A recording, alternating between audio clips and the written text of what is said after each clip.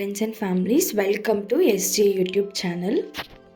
Morning breakfast பண்ண time இல்லை அப்படின்னா ஒரு 5 மினிட்ஸ் இருந்தால் போதும். குயிக்காக 5 மினிட்ஸில் ரெடி ஆகிற மாதிரி ஒரு எக் ரைஸ் பார்க்கலாமா? இதுக்கு ஒரு 2 எக் இருந்தால் போதும். எப்படி செய்கிறதுன்னு பார்க்கலாமா? ஒரு பேனில் 2 டேபிள் ஸ்பூன் ஆயில் ஆட் பண்ணியிருக்கிறேன். ஆயில் நல்லா ஹீட் ஆகிட்டு மேலே ஸ்மாலாக சாப் பண்ணி வச்சுருக்கிற ஆனியன் ஆட் பண்ணி ஆனியன் நல்லா கோல்டன் ப்ரௌனாக வர வரைக்கும் ஃப்ரை பண்ணிக்கிறேன்.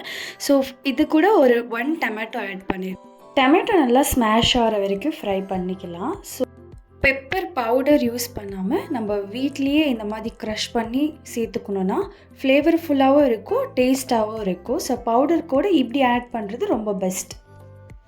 எப்போவுமே நம்ம எக்கு டைரெக்டாக ஆட் பண்ணுறதோட இந்த மாதிரி ஒரு பவுலில் ஊற்றி நம்ம ஃபஸ்ட்டு எக்கு செக் பண்ணிக்கணும்.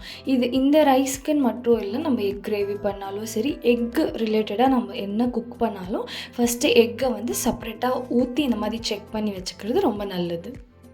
நல்லா ஆயில் பிரிஞ்சு வந்த ஸ்டேஜில் நம்ம எக்கை ஆட் பண்ணிக்கலாம். Salt, chilli powder, garam masala இது 3மே ஆட் பண்ணி நல்லா மிக்ஸ் பண்ணிக்கலாம்.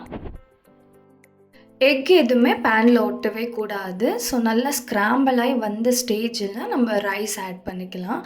ஒரு 2 மினிட்ஸ் லோ ஃப்ளேமில் வச்சுட்டு நம்ம ரைஸை நல்லாவே மிக்ஸ் பண்ணிக்கணும். ஏன்னா எல்லாமே ஈவனாக ஆகணும்.